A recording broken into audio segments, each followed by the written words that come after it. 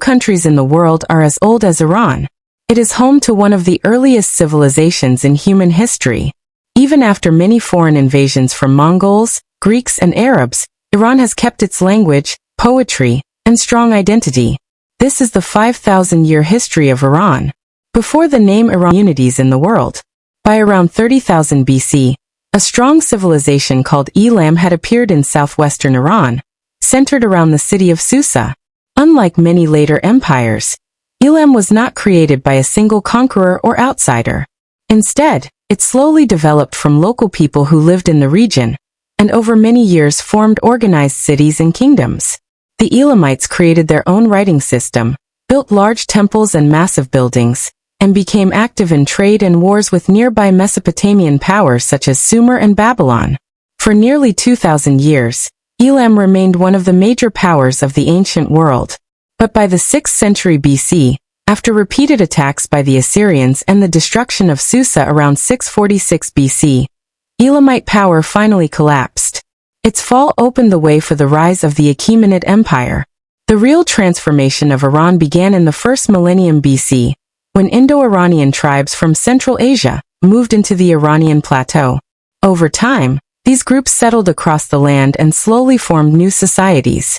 Among them were two groups that would shape the future of the region: the Medes and the Persians. The Medes were the first to build a large Iranian kingdom in the 7th century BC, bringing different tribes together under one rule. But it was the Persians who created one of the greatest empires the world had ever seen. In 550 BC, a man named Cyrus the Great changed history. Cyrus came from the Persian kingdom of Anshan, located in what is now Fars province in southwestern Iran.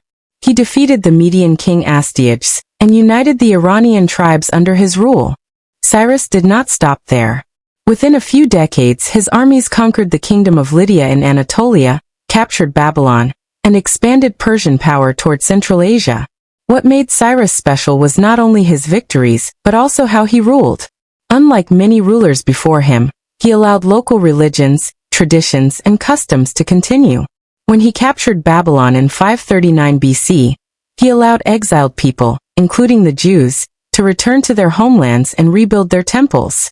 These ideas were written on the famous Cyrus cylinder. Because of his policies of tolerance and respect, some historians see it as one of the earliest examples of human rights.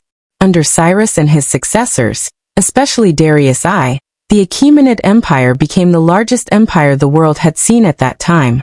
At its height, it covered about 5.5 million square kilometers. The Persians built an advanced system of government.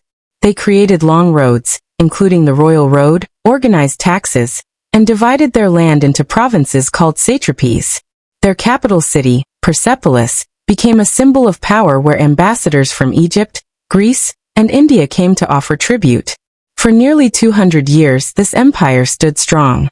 Then came its fall. In 330 BC, Alexander the Great invaded Persia. Within a few years the Achaemenid Empire collapsed. Persepolis was burned, and Alexander declared himself ruler of Persia. After his death in 323 BC, his empire broke apart among his generals in a series of conflicts. Control of Persia eventually went to the Seleucid Empire, founded by Seleucus I. For nearly a century, the Seleucids ruled much of Iran. Greek cities were built, and Greek language and culture spread across the region. However, this foreign rule remained weak, and Iranian traditions continued to survive. By the mid-3rd century BC, a new Iranian power began to rise in the northeast, the Parthians. They were originally nomadic people who settled in northeastern Iran and slowly expanded their control. Around 247 BC, they established an independent kingdom and took advantage of the weakening Seleucid Empire. Over time, the Parthians gained control of the Iranian plateau and Mesopotamia. They became strong rivals of the Roman Empire and stopped Roman expansion in the east. They also controlled important trade routes, including parts of the Silk Road. Parthian rule was not fully centralized. They depended on local rulers and noble families, allowing regional independence. This helped preserve Iranian traditions while also accepting influences from other cultures. In 224 AD, a new change took place. A Persian leader named Ardashir defeated the last Parthian ruler, and founded the Sasanian Empire. Under the Sasanians, Iran once again became a powerful and centralized state. Zoroastrianism became the official religion, and Persian art, culture, and learning grew. The Sasanians fought long wars against the Roman and later Byzantine empires. These wars lasted for centuries and weakened both sides.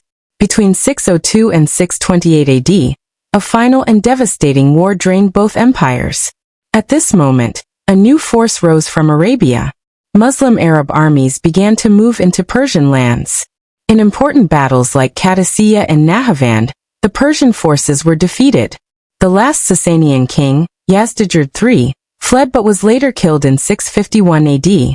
This marked the end of the empire. After this, Iran became part of the growing Islamic world. Islam slowly spread across the region, changing its religious identity. However, Persian culture did not disappear. The Persian language returned in a new form using Arabic script, and Iranian scholars, poets, and scientists played a major role in the Islamic Golden Age. Over time, many dynasties ruled Iran. One of the most important was the Seljuk Empire.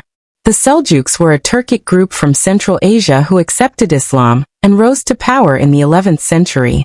They brought political stability and adopted Persian culture. Persian became the main language of government and learning. However, this stability did not last. In the 13th century, the Mongols invaded from the east. Their attacks were extremely destructive, destroying cities and causing great loss of life.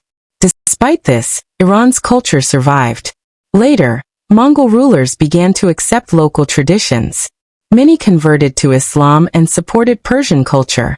However, after the fall of their rule, Timur rose to power and built the Timurid Empire. His campaigns were destructive, but later his empire became known for cultural growth. Cities like Samarkand and Herat became centers of art and knowledge.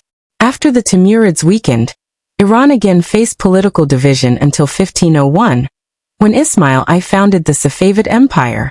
He made Shia Islam the official religion, giving Iran a unique identity that continues today. Under Shah Abbas I, Iran experienced a golden age.